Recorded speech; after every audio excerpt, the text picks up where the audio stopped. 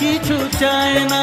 জানাই তোমাকে তা দুটি চোখের ভাষা। এই তো ভালোবাসা।